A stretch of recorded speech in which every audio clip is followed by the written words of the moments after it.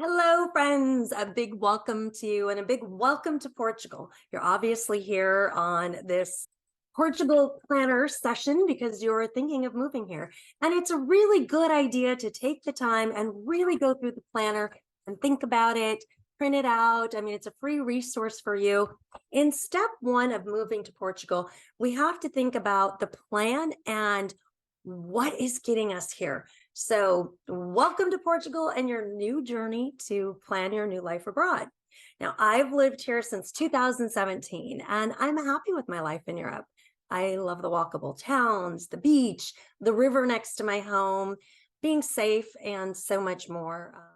I've been helping people move here since the pandemic, and it's kind of made this calling for me, right? So a big welcome from me. This planner, it's both a written and a virtual planner. So I guide you along with both my videos and my links. It's interactive, so you'll need to have your printed planner, right? Have your printed planner and your pen and paper handy. And then when you're done, it's also a really good idea to keep this someplace handy, because sometimes even by your bed, sometimes you get a like aha moment in the middle of the night and you can scribble it down and get it off your mind onto paper. Okay, I know we're going to the future and the past, pen and paper in one hand and video technology in the other. So I've added a few bonus pages to part one. So travel planners for your reconnaissance trip to Portugal and some budget worksheets to make sure you're planning out your finances abroad, right? These will be covered in another section. So it is video guided. Print out the PDF, follow along with my video. I'll explain each section and this will help you organize and write down your plans. I'll discuss why I chose Portugal in my video, and then it's your turn to reflect on why Portugal's on your list. So you should have the virtual planner, so you can click on the link here if you need anything. And if you want to do another questionnaire that's really writing down, how many bedrooms and bathrooms, and it sends a copy to me. So in the future, if you want to talk to me, I see it. And then you've got that virtually in a form that's out there in the metaverse, right? Let's begin with the first exercise. Okay, page 4. And this is my think and write. So hit pause and think, or kind of jot down some things right away. So we're going to close our eyes and we're going to think for just a few seconds. Okay. We're going to write down a few reasons why, the big why you want to live in Portugal. And then I put a few ideas at the top for you to get started, but it's your turn now, right? So safety is a big one. Portugal always ranks in the top safest places in the world, like in the top 10. English proficiency, because yes, we're going to learn the language here, but it's not easy. And so we can kind of hobble along and have people help us learn our Portuguese and still manage to get through with a high level of proficiency. They're always in the top 10 in the world of English proficiency. And it's in Europe, right? So it's in Europe. So the ease of travel, I've got an airport next to me, the Seville airport, and then also the Faro airport, because I'm right at Spain and Portugal border. Ease of hopping around Europe is so fabulous. The cost of living. Okay, now this is a really important one. The cost of living in Portugal is lower than some places, but it's not lower than some of the other expat places. So if cost is your number one issue, then you might want to rethink Portugal, because where this used to be super, super low cost in the past, now it's gone up a bit. So, and then depending where you want to live, inland versus on the coast versus on the river. My place that I bought with a river view and ocean views and 360 terrace was 156 years ago. Now it's up to about 300,000 euros. Okay, so just realizing that things have gone up, but still to most people in California, where I come from, 300,000 is a deal. It's a steal, and it gets you out of that rat race, right? Low cost health coverage is another one. It's prescriptions and health insurance. It's just, I'm sorry, America, but you do pay for the world's prescriptions, because, birth control pills, you don't even need a prescription. You can just walk into a pharmacy, and in Spain, it's like €3 for a month pack, which I think a lot of females, it's a lot more than that with your co-payment. So health insurance, depending on your age, from €50 a month to I pay 150 because I had a surgery. So I made sure I was on the good plan. Okay. So weather, it's not perfect weather, but it's really good weather. And it's similar to my Southern California weather. It does get a little bit cooler in the winter. I'm on the river and the ocean. So it's a little cooler than where I used to live in Anaheim, California, or inland in San Luis Obispo. It's about as close as I could get in Europe, in a good price range, in a safe area that speaks English and have amazing views. So now it's your turn. I wrote these down for you. So now it's your turn. So let's go step by step.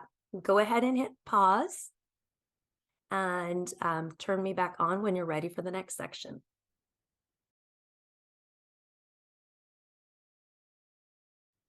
Okay, my friends and expats, now we're on to section 2.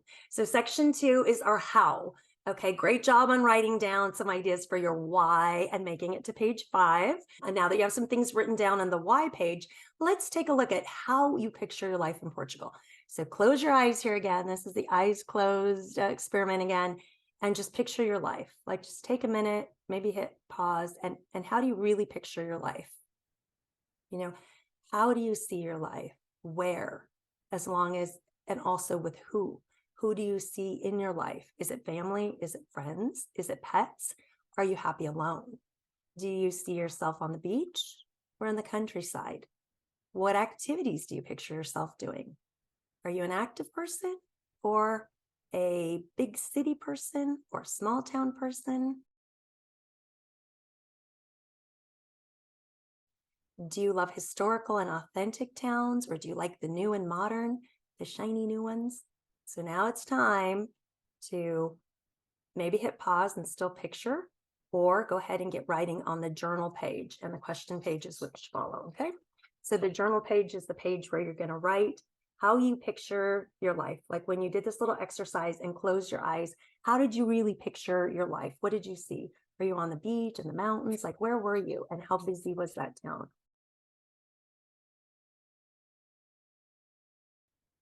Okay, so now it's time to unpause. And here we are, more questions that we want to think about. Do you love to travel? Do you want to be near airports? Do you want to drive to use public transportation?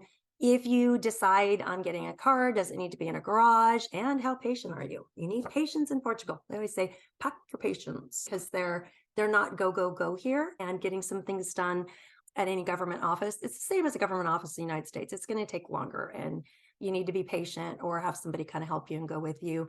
Definitely, if you're not a great proficient Portuguese speaker, bring your Portuguese friends along, rally them. Okay, so we did the journaling, and now we're on to how, notes, and questions. So this is for you to write in here, and I put the questions for you. And of course, any other questions that you find appropriate, you can also use. So who's coming with you? Do they have any special needs or concerns? Are you bringing pets? Have you considered how you're going to bring them over? Where they're going to live, in your home or country versus an apartment? Your EU pet passport, vaccinations, local vet. Who's going to watch your dog when you travel? Some people have gotten a dog to come here, and I don't recommend that. I would say come here, get yourself settled, and then see if a dog's for you, right? Because there's not as many facilities that I've found for dog boarding. I'm going on a trip tomorrow. My friend's coming over, and our entire trip is dictated by the dog boarding, because she can drop them off tomorrow and pick them up a week later, and they take them out to the country, which is nice. But then she's got to be back the next Tuesday. So do you see yourself on a beach or in the countryside? Are you an active person or a small town person? What activities do you picture yourself doing? Do you love historical, authentic towns, new modern ones? Who's coming with you? Do they have any special needs, concerns, health issues?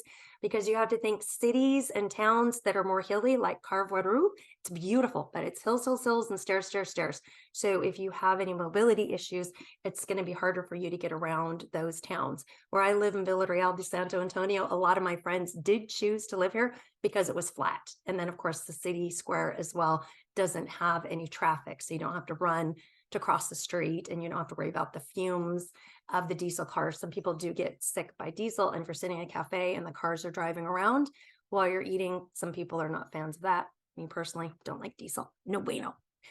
Okay, so do you love to travel? Do you need to be near airports? And then how far for you is comfortable? Do you like large international airports? Are you happy with small ones? Again, my Seville and my Faro, and from there I can hop to a big one. I can hop to the Lisbon airport, or I can hop up to the Porto airport, a city pair.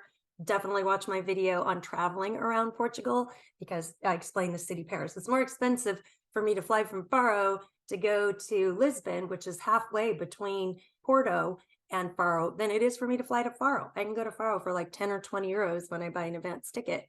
And then, to go to Lisbon, it can be 100. So, and what activities do you picture yourself doing? I have a video on croquet. I have it on pickleball, biking, hiking, beach. Like, what activities? What are you going to do? Are you going to play cards or bingo, things that can be done in wet weather versus sunny things and outdoor activities?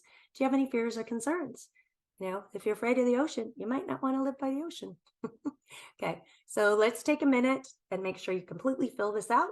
Put me on pause.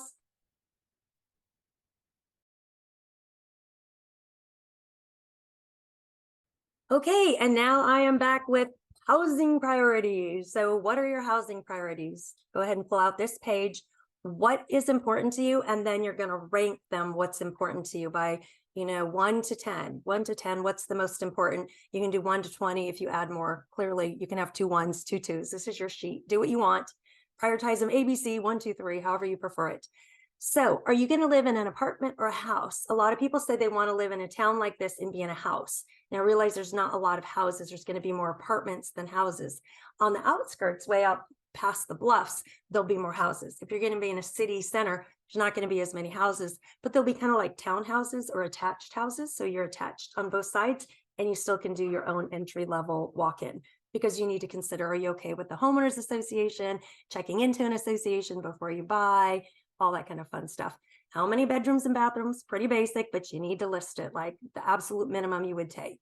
We all know we're good with more bedrooms and bathrooms, but what's your minimum? What you must have in the home, what your budget is, high and low, and don't forget some other expenses that you need to add in, some of the taxes, and we'll get into that in a real estate video. And the agents that I use will print out a worksheet for you. So as they're talking to you, what the taxes are, county, city, and they're different. It's a sliding scale depending on what county and what town you're in, as well as the amount, the cost of the house, what the taxes will be, and then the annual taxes, which I find to be quite low compared to my hometown in California. So do you want a vibrant town or do you need a really quiet town? And any important needs. So again, write down anything you can think of. And then I do have another questionnaire that goes a little bit more in detail that you can send to me, and I'll put that link in the notes as well. So in the notes, you'll be able to get this planner link if you're watching this and you don't have the planner. And also in the notes will be video to getting around Portugal, as well as any other links I'm going to mention, right? So usually you have to be on your computer or phone to get the notes, so then you can print them and link to them. Alrighty, then I've added some journaling, more journaling pages, just free flow. I find this is great, and then it leaves everything in one place. So free flow, any ideas, add these into the other part. And guess what? You've done it. You have completed part 1. Oh, congratulations. Congratulations on finishing part 1 of the Moving to Portugal Planner. It's really never done, as it's a spot to write down and keep writing down all your notes and ideas, as well as any research and questions you may have. Hopefully by the time you're ready to make your trip over here, you'll have scribbled all over it. But you'll have a great model of your plan and how to get here. And you can always print it up again to make it more clean. But I like seeing the notes of my thoughts and how I got there and why I picked what I did. Here, I've also got the links that you can click on in this planner for traveling around Portugal, video on buying a house in Portugal. And I always say, as you're planning, make sure that you use professionals to help guide you. So talk to your professional in America for finances as well as in Portugal. So I don't give advice on legal and I don't give advice on finance. Every single person's situation is different, and you've got to sit down with your planner. If you're not going to take the time or money to contact a planner, then it could have ramifications for you here. I'm sure you can look up a lot of the stuff yourself, but for me, I just feel if you're moving to a foreign country, to have the 2 people on your side, a financial planner and a CPA or an attorney, is really important. So welcome to Portugal. Well done on part 1, and part 2 will be coming out soon. I'm actually going to see how many people like and use this planner before I do a part 2. So this part's up to you. If you like it, if you think it's good, give me a thumbs up, send me a note, send me a comment. because then the next step is going to be more of where to live, reconnaissance planning, how to plan your trip over.